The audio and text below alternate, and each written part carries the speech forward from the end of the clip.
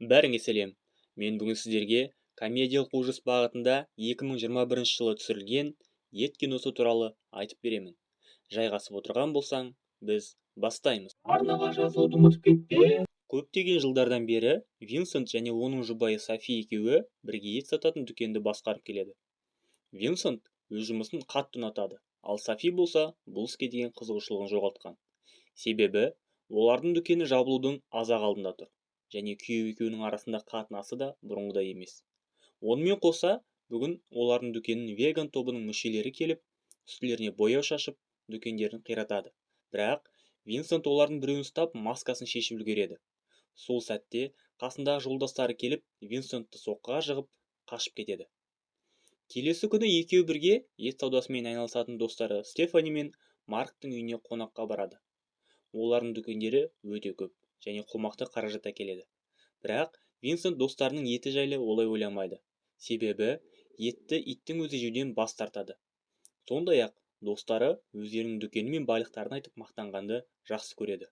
Оңашада Софи өзінің құрбысына жағдайларының қиын екенін және банк оларға несие беруден бас тартып, дүкендерінің банкрот болудың аз-ақ алдында тұрғанын айтып мұңын шағады.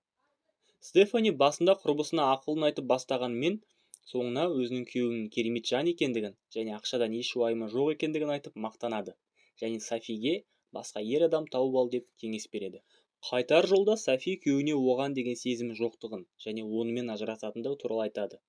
Осы сәтте Винсент велосипедпен кетіп бара жатқан өзі маскасын шешіп алған веганды байқап қалады. Ол машинамен өтіп барып тоқтап, бар жылдамдықпен артқа беріп веганды соқпақшы болады. Бірақ байқаусызда тежеуіш басып үлгермей, веганды мыжып кетеді. Винсент әзілдеп, Если бы мясо ел, может, не так быстро бы сдох. абыржып қалған Винсент болған жағдайды айтып полицияға қоңырау шалмақшы болады.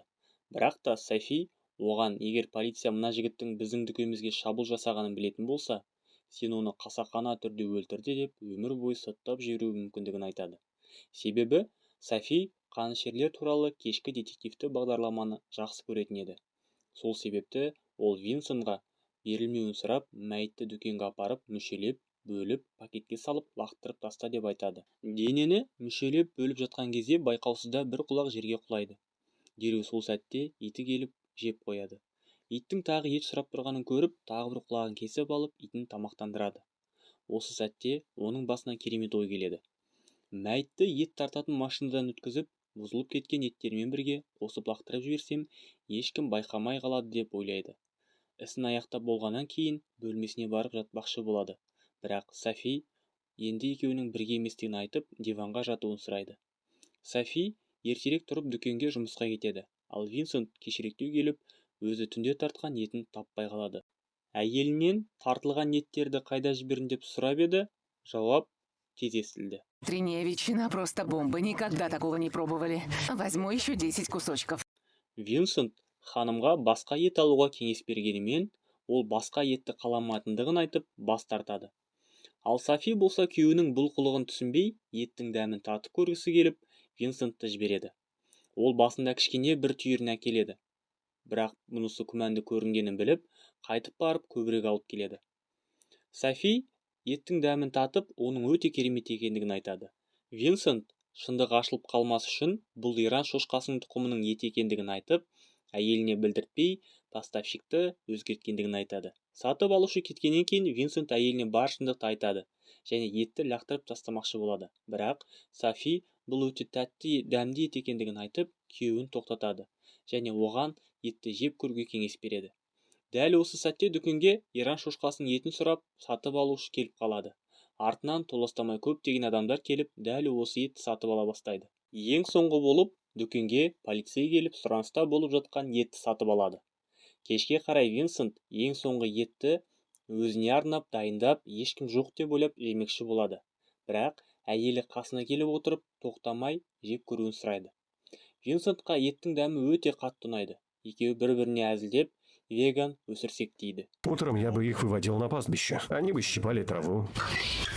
Соңынан Софи шынымен вегетариандарды ұстап, етін сатып, дүкенімізді банкроттың алдынан сақтап қалайық дейді. Келесі күні қонаққа қыздары келіп, өзінің Лукас есімдік жігітімен таныстырады. және ол веган болып шығады. Сол себепті де қыз енді ет жеуден бас тартады. Если она поест мясо и поцелует меня, это как если бы я его поел. Так что это уже меня касается. Соңынан Лукас оларға еттен бас тарту туралылығы айтып, сөзге келіп қалады. Сондықтан енді екеуі бірге вегандарды өлтірмекші болып шешімге келеді. Олар вегандарға арналған мейрамханаға келеді және сол жердің бастығын өздерінің нысанасына алады. Аңдып жүріп өлтірмекші болған Винсент қорқып қашып кетеді.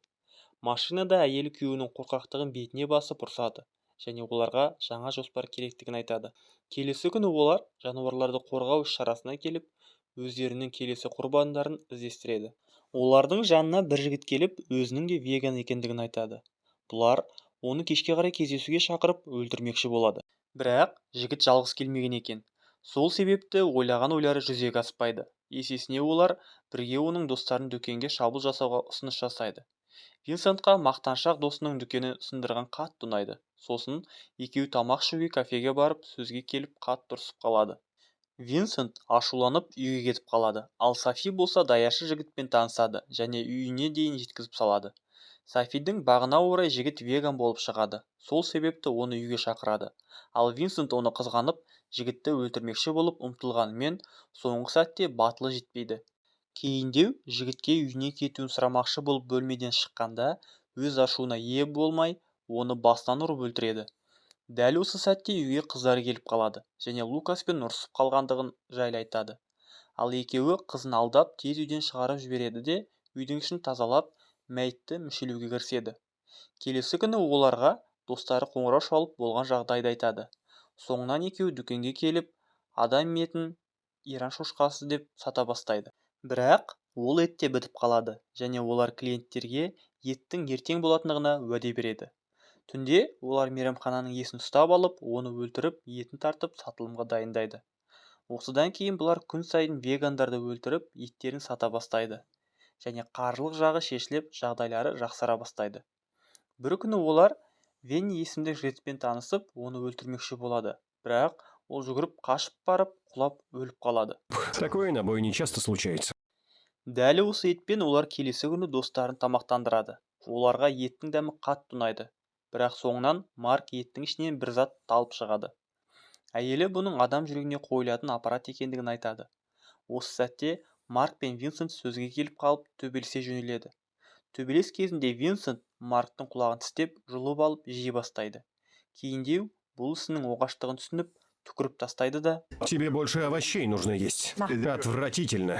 олар вегандарды өлтіруді жалғастыра береді. Істері алға жүріп, ақшаның астында қалады және екеуінің де ара қатынасы жақсара түседі.